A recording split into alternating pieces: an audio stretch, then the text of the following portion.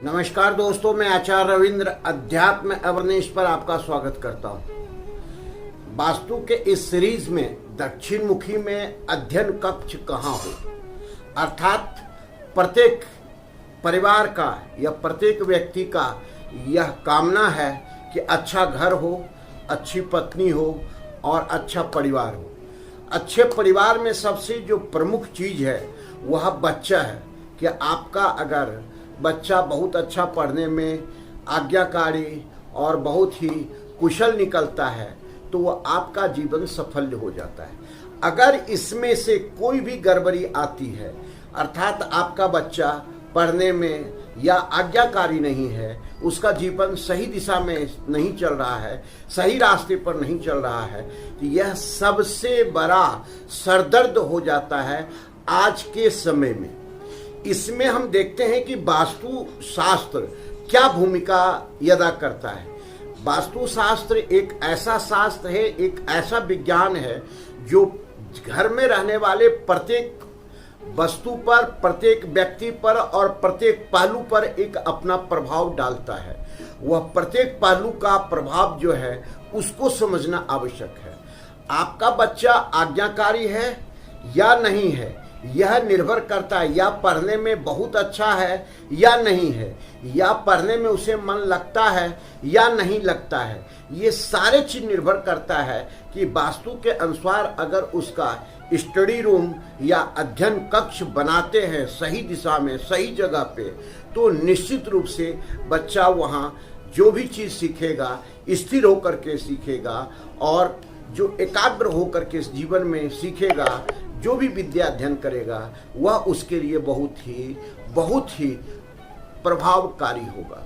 अब हम देखें कि अध्ययन कक्ष कैसे वास्तु के अनुसार से हो, किस जोन में हो, किस दिशा में हो, और बच्चा जो पढ़ने वक्त में उसका मुख किधर होना चाहिए, इस पर विश्लेषण करने जा रहे हैं। ऐसे तो वास्तु शास्त्र में कई ऐसे विश्लेषण आए हैं, कई लोगों ने व्याख्या किया है कि जो अध्ययन कक्ष होना चाहिए पश्चिम की दिशा में होना चाहिए, वायव्य कोण में होना चाहिए, या छोटे बच्चे के लिए ईशान कोण में भी अध्ययन कक्ष बना सकते हैं। यह हकीकत में कुछ हद तक सही भी है, लेकिन आज हम एक विशेष अध्ययन कक्ष के आधार पर बताने जा रहे हैं।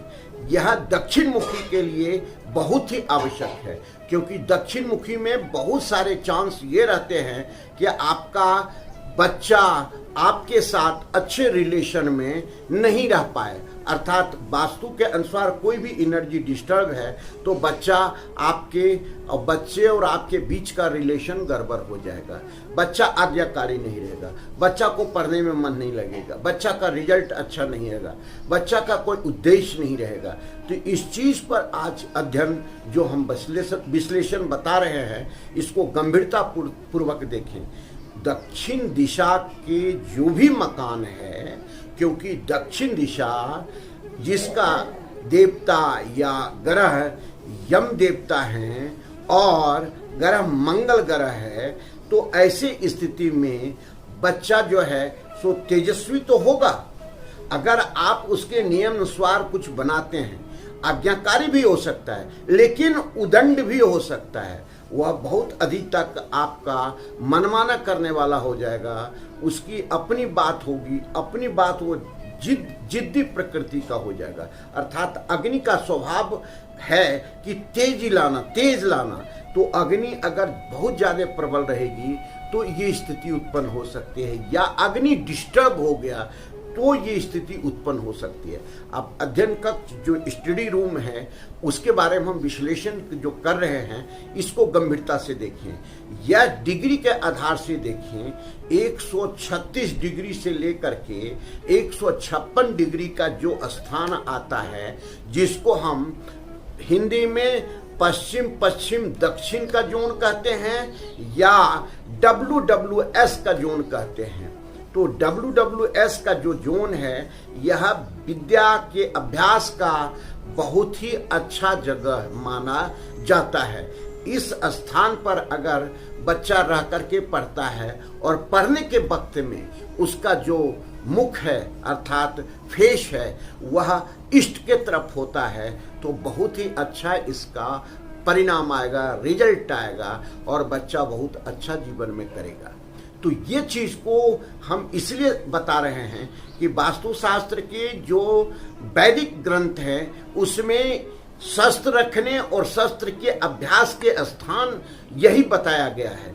अभ्यास मतलब आपका अध्ययन, अध्ययन मतलब कि जो भी चीज, जो भी विषय, जो भी आप लाना चाहते हैं, जिसमें कुशलता प्राप्त करना चाहते हैं, जिसमें एक शिखर प्राप्त करना चाहते हैं, जिसमें एक ऊंचाई प्राप्त करना चाहते हैं, अगर आप उसमें ऐसे स्थान पर रह करके पढ़ते हैं या विद्या का अभ्यास करते हैं तो आपका बहुत ही अच्छा परिणाम आएगा।